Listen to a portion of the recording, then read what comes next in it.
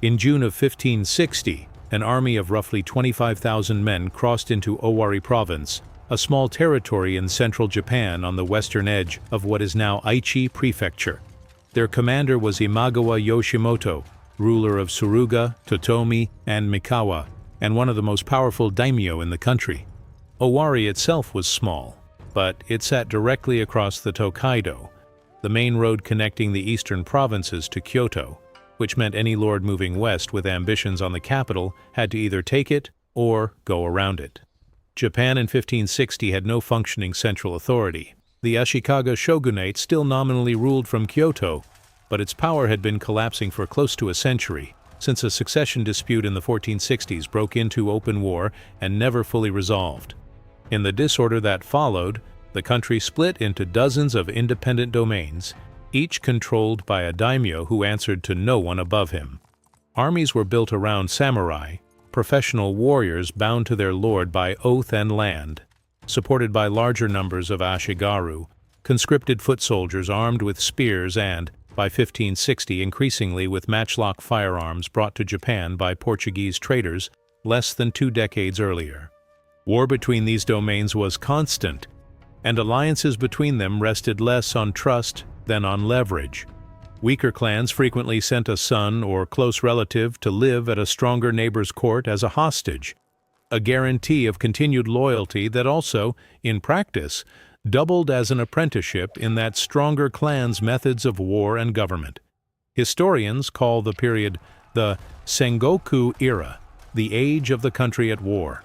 Most of the fighting took the form of sieges and slow territorial campaigns rather than single decisive battles. An invading army the size of Yoshimoto's was built to wear an opponent down over months of maneuvering, not to be broken in a single afternoon. Yoshimoto had spent decades building one of the strongest of these domains.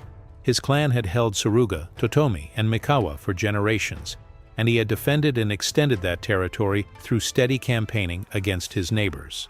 12 years earlier, at Okehazama, his forces had already defeated an army led by Oda Nobuhide, the father of the man who now ruled Owari. Yoshimoto had faced the Oda clan before, and won. In 1554, he had also secured his other borders, entering a formal alliance with 2 of the most powerful lords in eastern Japan, Takeda Shingen of Kai and Hojo Ujiyasu of Sagami, confirmed by a series of marriages between the 3 families. With his northern and eastern flanks protected by treaty, Yoshimoto was free to commit fully to a campaign in the west against the Oda without needing to watch his back. He was not simply a battlefield commander. In 1553, he issued 21 new articles to the Imagawa Kanamokoroku, the legal code his father had first put in place, tightening administrative control over Suruga, Totomi, and Mikawa, and standardizing how disputes within his domain were resolved. By the standards of the period, he governed as carefully as he campaigned. His target in 1560 was Owari itself, and the Tokaido road that ran through it, connecting eastern Japan to Kyoto. Some accounts of the campaign describe it as a direct march on the capital, an attempt to unseat the weakened shogunate and take its authority for himself. Other historians, reading the same primary sources, argue more cautiously that his confirmed and immediate objective was the conquest of Owari, with any move on Kyoto remaining a longer-term ambition rather than a fixed plan for that summer. What both readings agree on is the size of the force he brought west. 25,000 men was more than most domains in Japan could field at all. Ruling Owari was Oda Nobunaga, and his position in 1560 was not an enviable one. His father, Oda Nobuhide, died in 1551 without securing full control of the province, and Nobunaga inherited a fractured domain along with a reputation that worked against him. As a teenager, he had dressed and behaved in ways his own retainers considered disgraceful for a future lord, wearing his clothes loosely tied with rope, eating in the street, and keeping company with commoners rather than the sons of other samurai families. He trained seriously in swordsmanship, archery, and the still unfamiliar matchlock gun, but spent just as much of his time wrestling and swimming with commoners, indifferent to what it cost his standing among other samurai households. He was known across the region as Owari no Outsuki, the Fool of Owari. At his father's funeral, He reportedly threw a handful of ceremonial incense at the altar rather than observe the formal rites. One of his father's senior retainers, Hirate Masahide, is said to have taken his own life shortly afterward in protest at Nobunaga's conduct, hoping the act would shock the young lord into changing his ways. Whether or not that specific account is accurate in every detail, the years that followed showed a marked change in Nobunaga's behavior, alongside years of open conflict inside his own family. His older half-brother Nobuhiro rebelled against him in 1556 and was pardoned, but driven from the province. His younger brother Nobuyuki conspired against him twice, in 1556 and again in 1557, and was executed at Kiyosu Castle after the second attempt. A cousin, Oda Nobutomo, who held Kiyosu itself, was assassinated in 1555 so that Nobunaga could take the castle as his own headquarters. The last organized resistance within the clan, the Iwakura branch of the family, was not eliminated until 1559, when Nobunaga destroyed Iwakura Castle at the Battle of Ukino. He had held uncontested rule over the whole of Owari for barely a year by the time Yoshimoto's army crossed the border.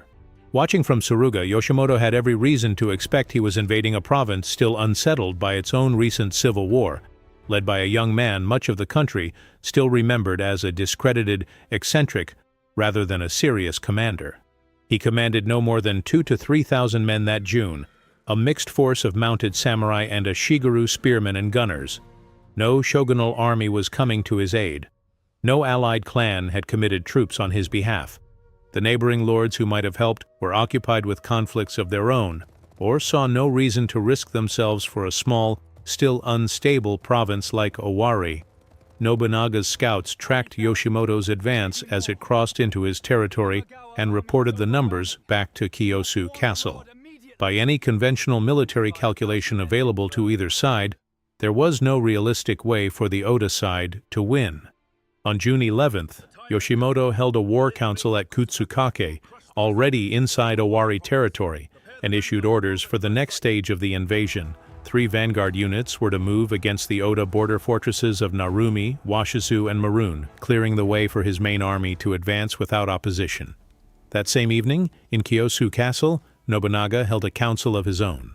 Several of his retainers argued for withdrawing behind Kiyosu's walls and enduring a siege, buying time and hoping the larger army would falter or divide as it advanced. Nobunaga rejected the idea. He judged that Kiyosu could not hold out indefinitely against a force the size of Yoshimoto's, and that only an offensive strike had any real chance of changing the outcome. According to later accounts, he said little else in the meeting and dismissed his retainers without issuing clear orders for an attack. They left Kiyosu that night without knowing what their lord intended to do next. At dawn on June 12th, Matsudaira Motoyasu, a young hostage and vassal of the Imagawa, who would later be known as Tokugawa Ieyasu, led the assault on Maroon Fortress. He was 17 and had lived under Imagawa supervision since early childhood, when his own Mikawa clan sent him to Yoshimoto's capital at Sunpu as a guarantee of its continued loyalty. Its commander, Sakuma Morishige, was killed defending the position, and the fort fell within hours. Washizu fell soon afterward, its commander also killed in the fighting. With both forts eliminated, the eastern route into Owari was undefended, and Yoshimoto began moving his main body of troops toward Okehazama, following the route his vanguard had just cleared. An army of 25,000 men did not travel or camp as a single body. It moved in stages along the Tokaido, and by the time its lead elements reached Okehazama, its rearmost units were still strung out for miles back along the road, holding the captured forts and guarding the supply line toward Suruga. Yoshimoto chose to rest a portion of his force, several thousand men, in a narrow wooded valley called Dengaku Hazama, hemmed in by low hills on both sides, while the rest of the invasion remained spread out behind him. It was a hot afternoon, and a number of the resting soldiers had removed their armor. 2 fortified Oda positions had fallen that same morning, both commanders killed, and officers presented Yoshimoto with the severed heads of Oda defenders taken in the fighting. Formal head inspection was standard practice in Sengoku-era warfare, the accepted way for a lord to confirm which of his men had killed which enemies, and to distribute reward and rank accordingly. and Yoshimoto's morning had already produced a substantial number of them. Food and drink circulated through the camp. Nothing in the morning's event suggested that a force 1/10 the size of the Imagawa army posed any real threat to a position this large, this deep into what had already become a successful campaign. Before dawn that same day at Kiyosu, Nobunaga woke suddenly. He recited a line from Atsumori, a well-known verse performed as part of a formal dance, on the brevity of human life. Man has but 50 years, and life is but a dream. He put on his armor, ate a bowl of rice porridge standing up, and rode out. He did not wait to assemble his full army. He left with roughly 2,000 men, whoever could be ready to move at that hour, and set out from Kiyosu toward the fighting. His route took him first to Atsuta Shrine, where he stopped to pray, and then on to a fortified temple called Zenshoji, close to the Tokaido Road, and within sight of the Imagawa position at Okehazama. At Zenshoji, his men raised additional flags and banners, intended to make their numbers look larger than they were to any Imagawa scouts observing from a distance. Nobunaga knew the ground around Okehazama well. In the years before the invasion, he and his retainers had used the area for falconry and informal war games, riding the same hills and narrow tracks that now separated his small force from Yoshimoto's camp, and that familiarity gave him an advantage no scout's report could fully replace. He knew which rises gave a clear view down into the valley, and which approaches would keep his men out of sight until the last possible moment. Accounts differ on exactly how he used it. The version of events told most often in which Nobunaga led his men on a wide loop north of the Imagawa position, gathering them at a place called Kamagatani before descending on Yoshimoto's camp from the rear in a coordinated ambush, owes much of its detail to the Hoan Shinchoki, a colorful retelling of Nobunaga's life compiled roughly half a century after the battle by a writer with no direct connection to the campaign. The earlier and more restrained account left by Ota Gyuichi, a retainer who served Nobunaga directly and is generally treated as the more reliable source, describes the same events with far less embellishment, and a number of modern historians, reading Gyuichi's version alongside the terrain itself, argue that the Odo force most likely moved directly at the Imagawa position from the front, a plan that also fits Nobunaga's well-documented preference for fast, aggressive action over careful maneuvering. Whether the final approach was frontal or from the flank, the outcome that afternoon is not seriously disputed. During the early afternoon, the weather changed. The heat that had settled over the valley all day broke suddenly, and a violent storm moved through the area, bringing heavy rain and, according to the Oda clan's own chronicle, hail as well. Visibility inside the valley dropped, and the noise of wind and rain against trees and canvas covered the sound of movement on the surrounding slopes. The storm gave Nobunaga's advance additional cover, muffling the sound and sight of 2,000 men closing on a camp that was already paying little attention to its surroundings. When the rain eased, Nobunaga gave the order to attack, and his men moved down into the valley where the Imagawa were resting. Inside the camp, the response was immediate confusion. Soldiers without their armor scrambled to arm themselves as Oda troops entered the narrow valley from the higher ground around it. Tents, supply carts, and picketed horses filled the narrow ground between the hillsides, leaving little room for units to form up even where soldiers kept their weapons close at hand. The space was too tight and the Imagawa position too loosely arranged for any organized defense to form quickly. Units that had spent the morning celebrating a battle already won found themselves fighting a second one they had not expected and could not immediately size up. Ranks broke apart before officers could reorganize them. Soldiers at the edges of the camp, unable to see how many attackers there were, began running rather than holding a line against an enemy whose numbers could not be judged in the confusion and the rain. Within minutes, the fighting had spread from the outer pickets to the center of the camp, where Yoshimoto himself was stationed. Yoshimoto was inside his own encampment when the fighting began.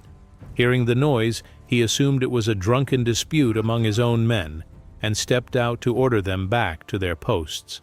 By the time he recognized the soldiers in front of him as Oda troops rather than his own, his camp had already been overrun.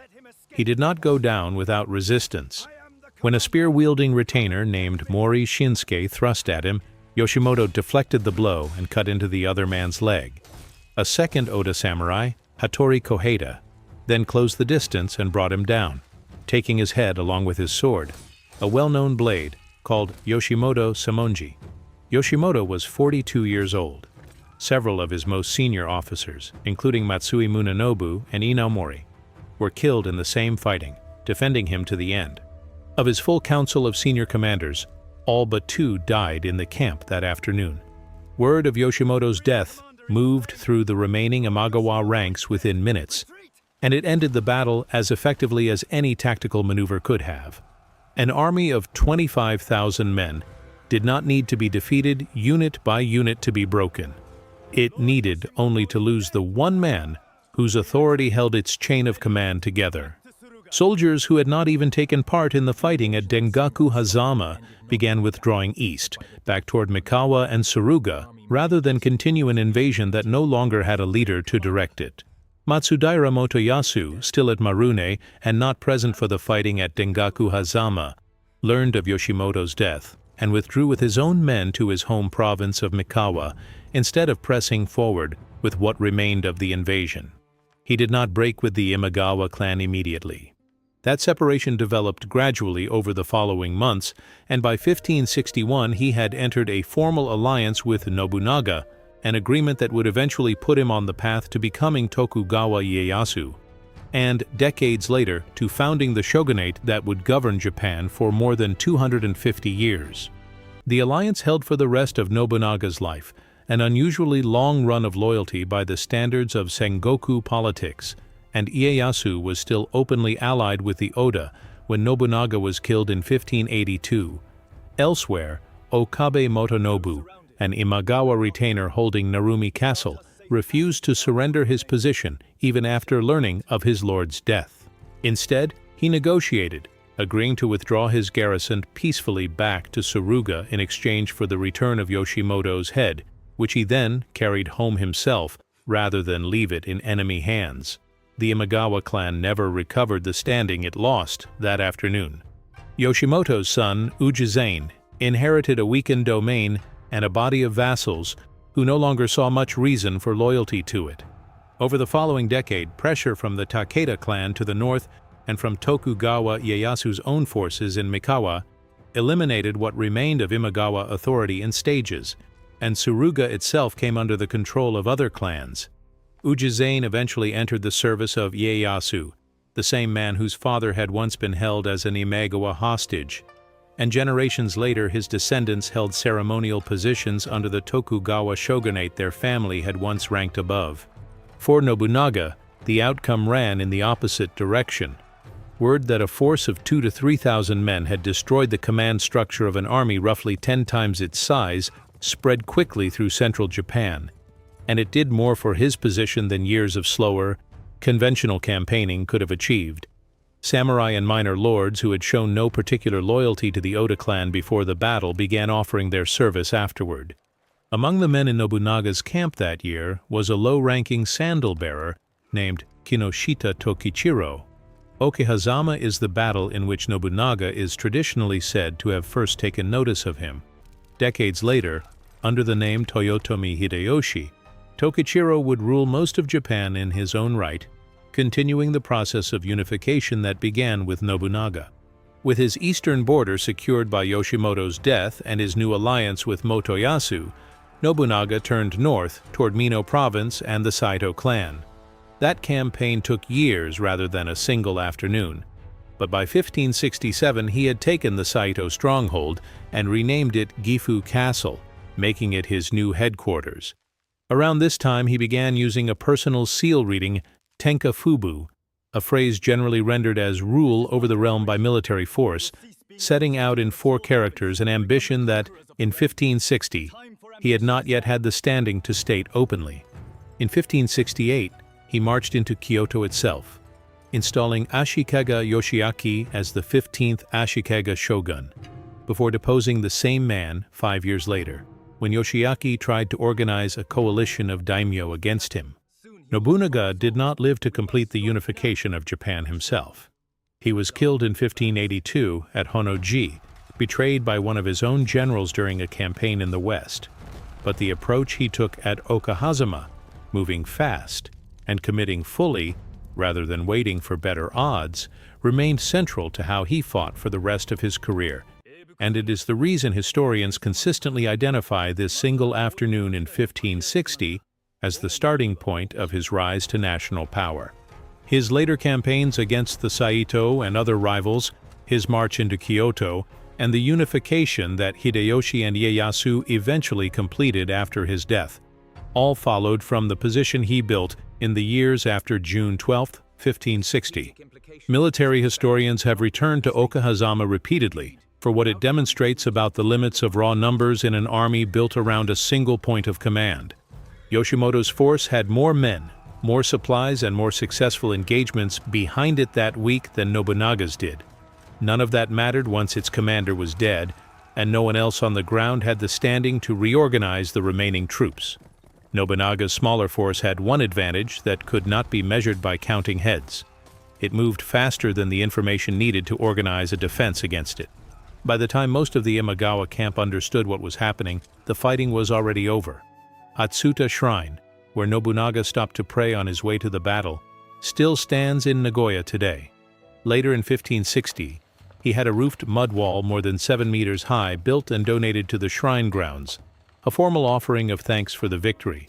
The site of the battle itself was formally designated a National Historic Site by Japan's Ministry of Education in 1937. It now sits within Toyoaki City, near Nagoya, marked by 7 granite pillars, one for each of Yoshimoto's senior commanders killed that day. The first pillar carries a short inscription noting only where Yoshimoto died. The battlefield itself, once a narrow valley that could not hold an army of 25,000 men, is now a public park, reachable by train from central Nagoya in well under an hour.